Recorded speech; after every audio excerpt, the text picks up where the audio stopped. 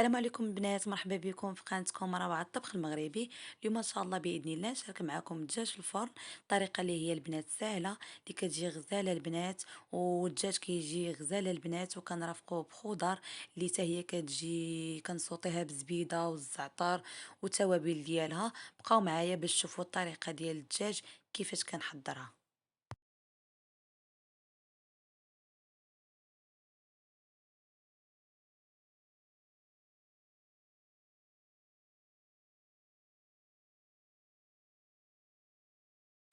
دابا غنبدا معكم بالطريقه باش غنشرمل الدجاج. هنا عندي جوج دروس ديال الثومه، وغنستعمل معلقه صغيره ديال خرقومه العود،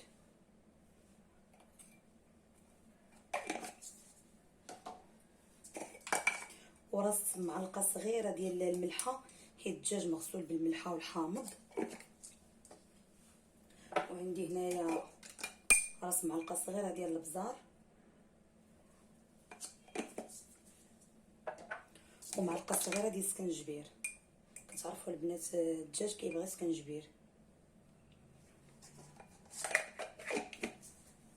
وغندير معلقه صغيره ديال لاموطاد، عفوا،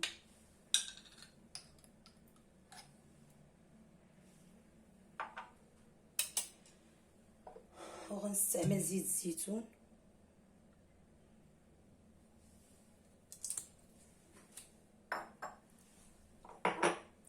وغندير واحد نص حامضه غنعصرها،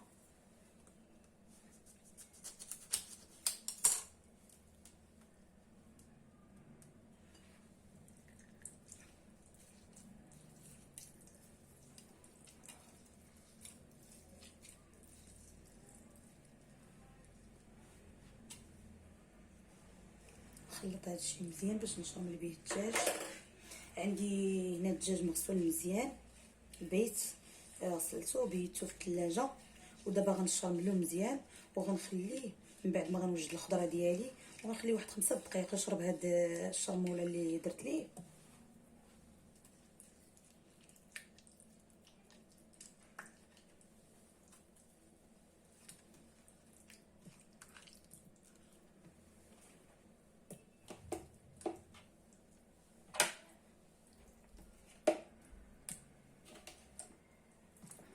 انا عندي هنا دجاجه قطعتها كلها طروفه صغار،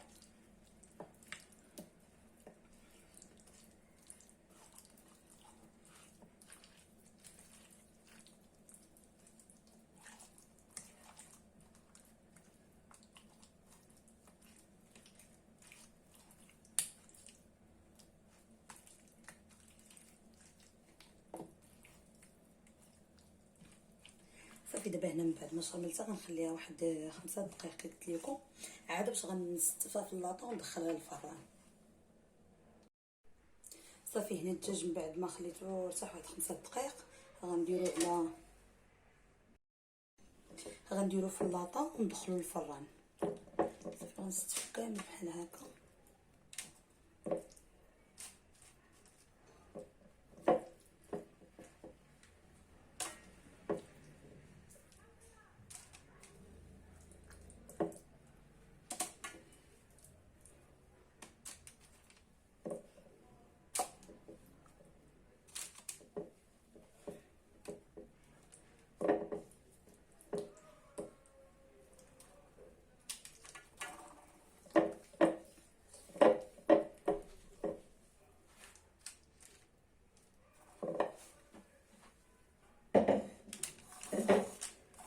صافي على هذا الشكل غندخلو دابا للفران، ونعاود معكم باش تشوفوا الطريقه ديال الخضره كيفاش غندير ليها كيفاش غنشرملها.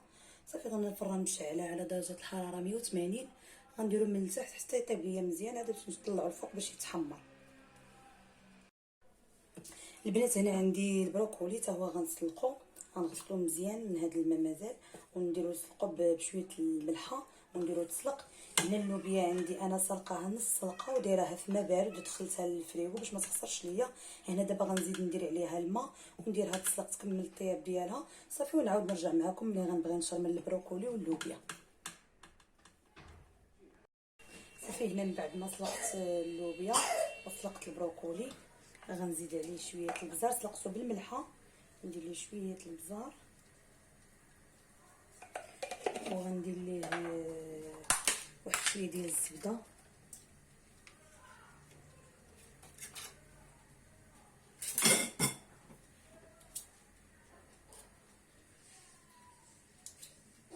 غنقرب عليه الزبده بحال هكا كله، وغندخلو للفران. الفران باقي عندي سخون كيتحمر فيه الدجاج، غندخلو غيتشحر مع هاد الزبيده. وغندير ليه شويه ديال الزعتر، غندير ليها شويه ديال الزعتر، غندير ليها شويه الزعتر، وغندير ليها شويه ثومه بودر. الا ما بغيتوش البنات الزبده تقدروا ديروا زيت العود، زيت الزيتون تقدروا تستعملوها حتى هي، كتجي زوينه من السما بهذيك البنه ديال الزعتر والثومه، كتجي زوينه.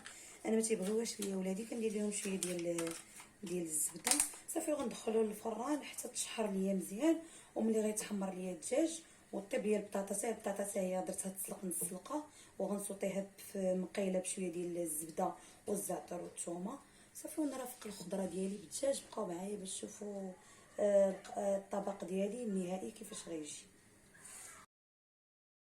هنا البنات من بعد غنحضر معكم واحد العصير اللي هو ساهل ودغيا تيوجد. هنا عندي جوج ديال الكاكي، وعندي جوج بنانات، وعندي نص لتر ديال الحليب، وغنحتاج سنيده. انا درت جهد 4 المعالق ديال السنيده يكونوا كبار. نتوما على حساب الذوق ديالكم، الا بغيتوا العصير يجي لكم محلو تقدروا تكثروا السنيده. الا عندكم التمر واللوز والكركاع حتى هما البنات ضيفوهم، راه تيجي واحد العصير اللي هو خاسر وتيجي غزال. هنا من بعد انا ما طحنته، خليته يبرد واحد شويه.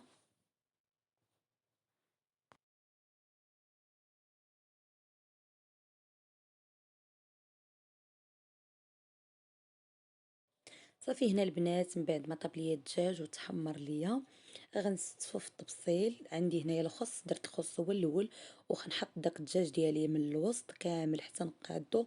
شوفوا على اللون البنات، شد داك الدجاج كيجي داك اللون مذهب غزال.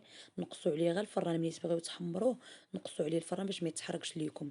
هنا البطاطا سلقتها البنات ودرتها في المقله، درت ليها شويه الزبده وشويه الزعتر، ونسمتها بهذيك الثومه بودر حتى هي كتعطي واحد البنه البنات اللي هي غزاله. هنا الخطأ اللي انا درت، سلقتها شويه حتى تسلقات ليا مزيان، ما خصنيش نخليها بحال غندير لها نص سلقه وتكمل طيابها ملي غنبدا نصوطيها. هنا اللاطه ديالي اللي درت في الفران ديال البروكولي واللوبيا حتى هي تشحرت ليا مزيان، خرجتها هي حتى هي غنستفها من الجناب. وهذا هو الشكل النهائي ديال الطبق ديالي، على هذا الشكل كيكون صافي. من بعد ما غنستف الخضره ديالي كامله، هذا هو الشكل النهائي ديال الطبق ديالي. البنات ما تنساوش تدخلوا القناه ديالي، تفعلوا الجرس وتابوناو باش يوصلكم اي جديد. والى اللقاء فيديو جديد ان شاء الله.